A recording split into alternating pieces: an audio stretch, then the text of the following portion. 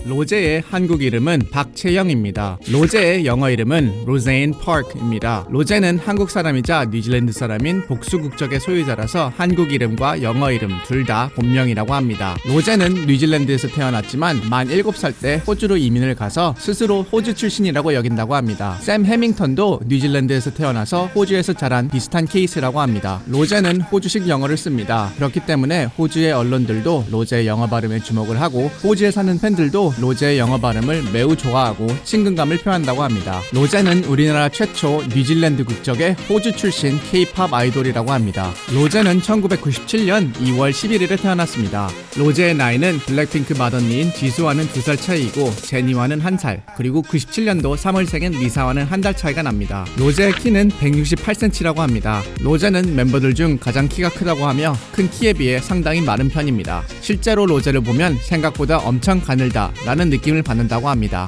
로제는 블랙핑크의 울보 담당이라고 합니다. 유튜브를 보면 로제가 눈물을 흘리는 영상을 많이 볼 수 있다고 하며 방송 중 어머니에게 영상 메시지를 보내다가 왈칵 눈물을 쏟기도 했습니다. 먹다 플러스 자신의 이름인 채영을 줄여서 먹챙이라는 별명이 생길 정도로 블랙핑크에서 가장 먹는 걸 좋아하는 멤버라고 합니다. 새콤한 맛이 나는 음식을 좋아하며 너무 단 음식은 잘 못 먹는다고 합니다. 또한 피자에 파인애플이 올라간 것을 좋아하고 그래서인지 하와이안 피자를 가장 좋아한다고 합니다. 고든 램지 씨는 이 사실을 싫어할 것입니다. 로제는 2012년 호주 시드니에서 열린 YG 글로벌 오디션에서 1대 700의 경쟁률을 뚫고 1등으로 합격을 해 YG에 입사했다고 합니다. 그 후로 만으로 15살 때부터 4년 2개월 동안 연습생으로 생활했다고 합니다. 호주 출신인 로제는 영어 발음이 정확하고 로제의 음색은 K-팝보다 팝송을 부를 때 더 빛을 발한다고 합니다. 오디션을 볼 때도 한국 노래가 아닌 제이슨 모라즈의 I Won't Give Up을 불렀다고 합니다.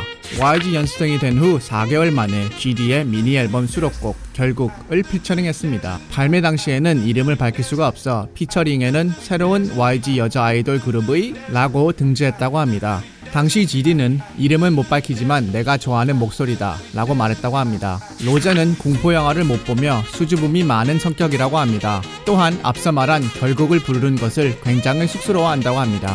로제의 음색은 독보적입니다. 로제는 팀 내에서 메인 보컬을 맡고 있으며 뛰어난 가창력과 매력적인 음색으로 블랙핑크의 음악성을 탄탄하게 잡아주는 대들보 역할을 합니다. 가수 거미는 로제의 노래를 듣고 일단 음색이 너무 독보적이어서 잘한다 라고 말했습니다. 로제는 육식보다 채식을 좋아합니다. 아삭아삭하게 씹히는 맛이 좋아서 야채를 좋아한다고 합니다. 그렇기 때문에 멤버 중 유일하게 야채가 왜 느끼하지? 라며 아보카도를 좋아하지 않는다고 합니다.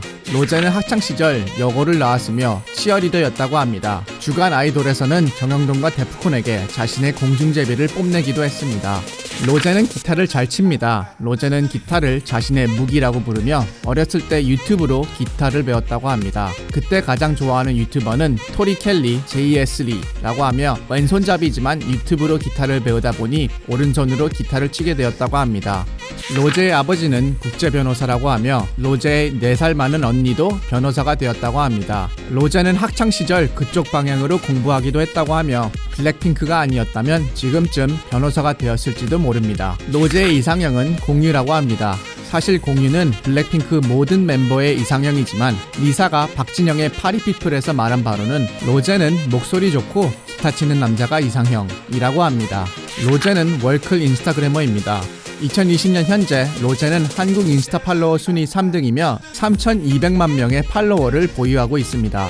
로제는 2번 연속으로 바닥 댄스 안무를 담당했다고 합니다. 연습할 때 처음에는 머리카락이 바닥에 걸려 뽑힌 적도 있다고 하며 나중에는 박자에 맞춰 미리 머리카락을 한쪽으로 쓸어 넘겨놓고 안무를 시작하는 노하우를 터득했다고 합니다. 로제는 한국어보다 영어가 더 편하다고 하고 한국어 가사를 부르면 감정이입하기 힘들다 라고 합니다.